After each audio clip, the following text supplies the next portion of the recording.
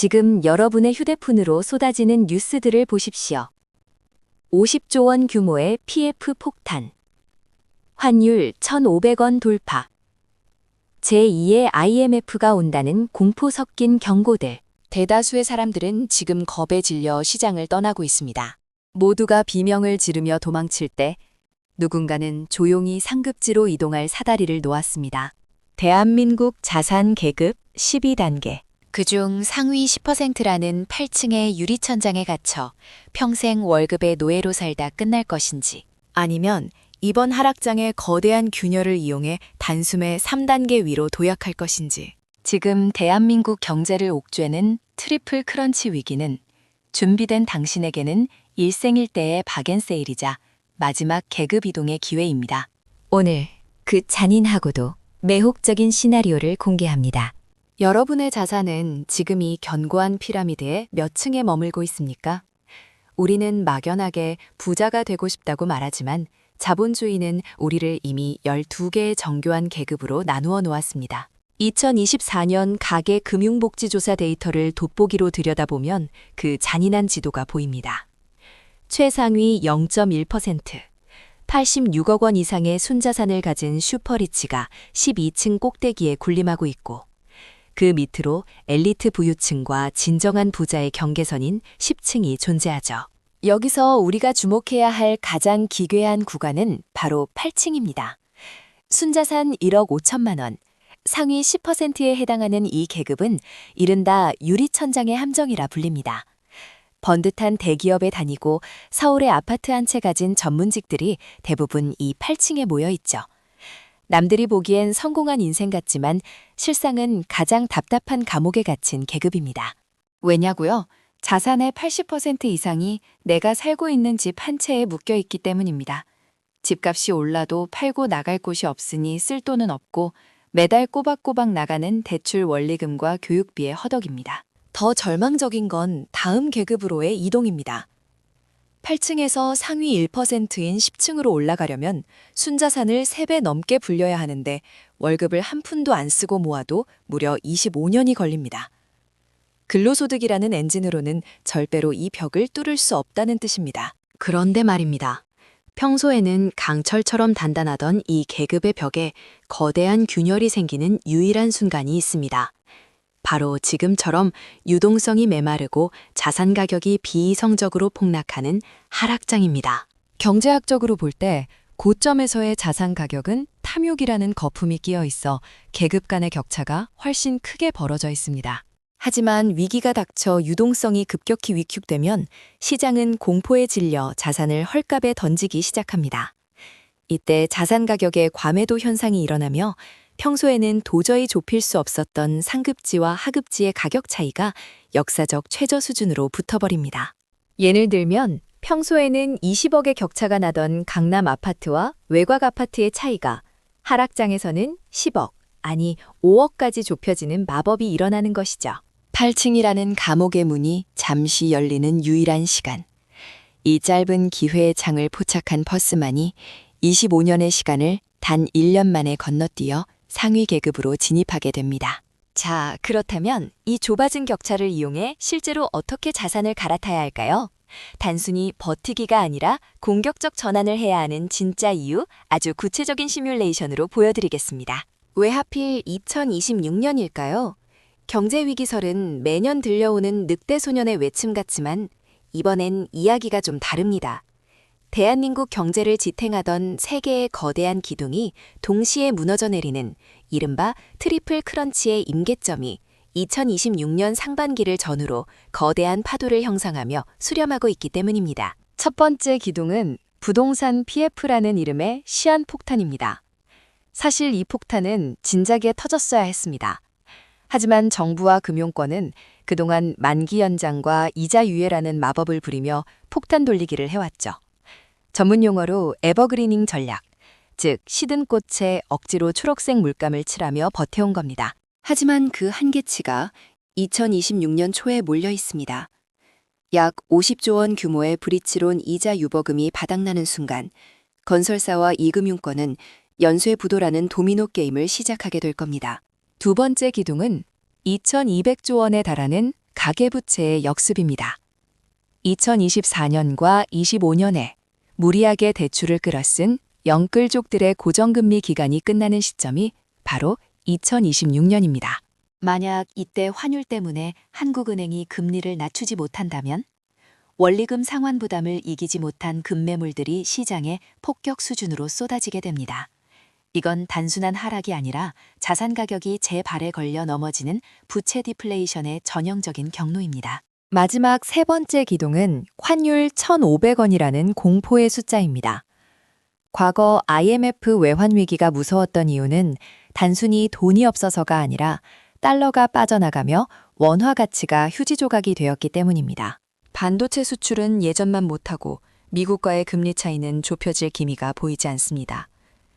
만약 환율 1,500원이라는 마지노선이 무너지는 시나리오가 현실화된다면 외국인 투자자들의 비상 탈출과 함께 우리 경제는 1997년의 그 서늘한 대자비를 경험하게 될 것입니다. 하지만 여러분, 여기서 냉정해져야 합니다.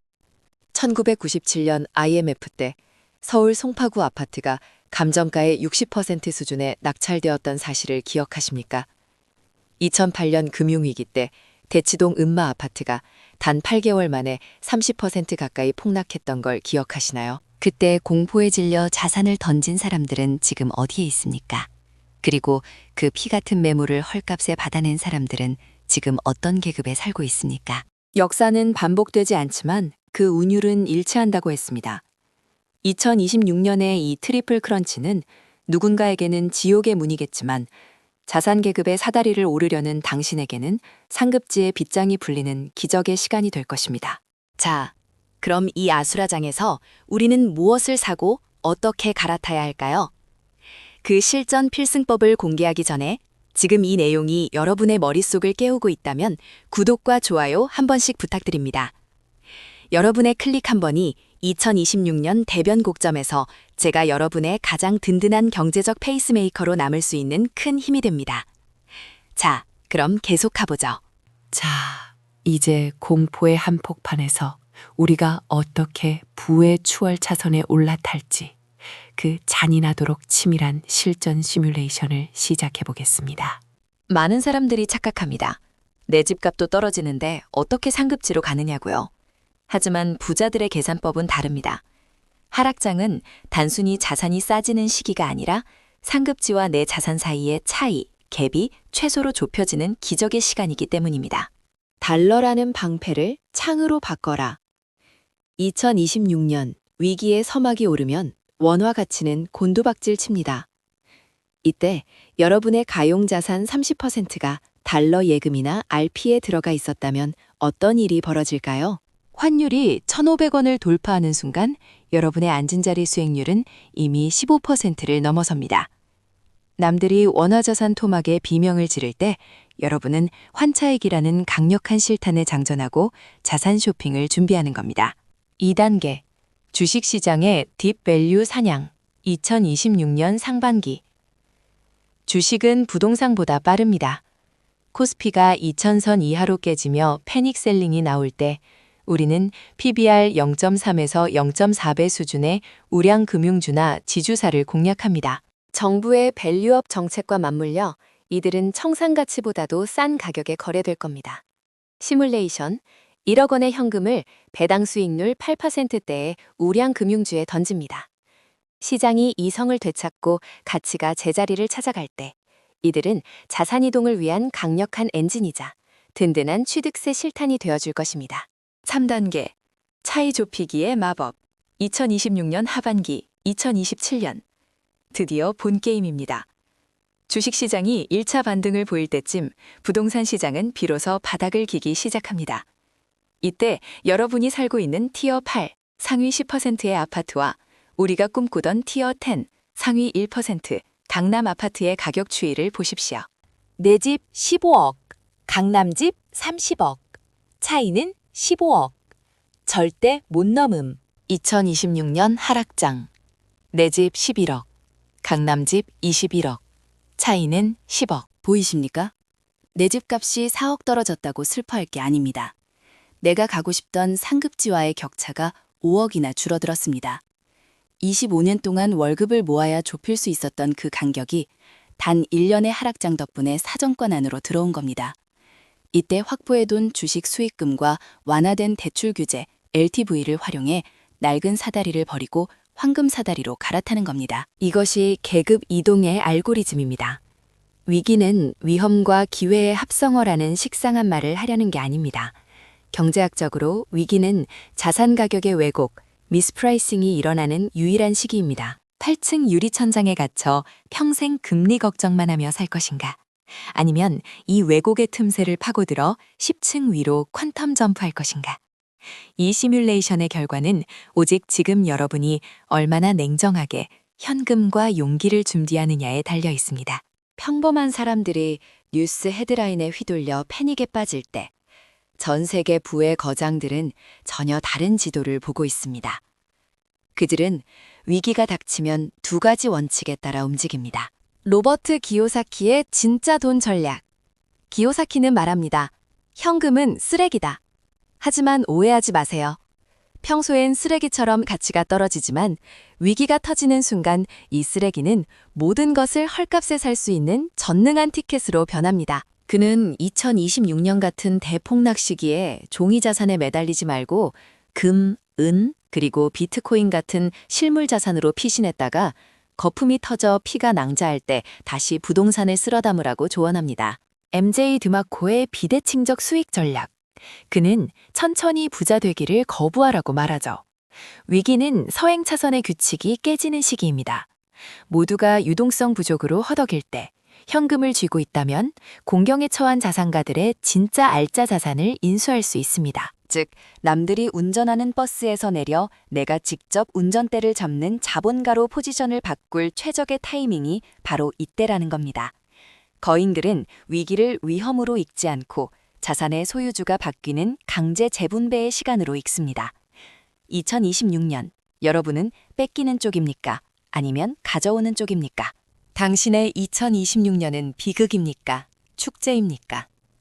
오늘 우리는 2026년 대한민국을 덮칠 트리플 크런치와 그 아수라장 속에서 자산 계급을 3단계 위로 올리는 시나리오를 살펴봤습니다. 누군가에게 2026년은 평생 모은 자산이 녹아내리는 잔인한 비극의 해로 기억될 것입니다. 하지만 지금 이 영상을 끝까지 보며 경제적 안경을 닫고 있는 당신에게는 다릅니다.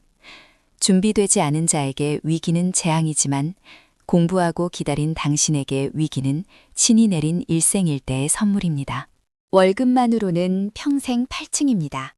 이 자조 섞인 말을 현실로 받아일지 아니면 이 견고한 유리천장을 깨부수는 불꽃놀이의 시작으로 삼을지는 오직 당신의 선택에 달려 있습니다. 지금 당장 해야 할 일은 명확합니다.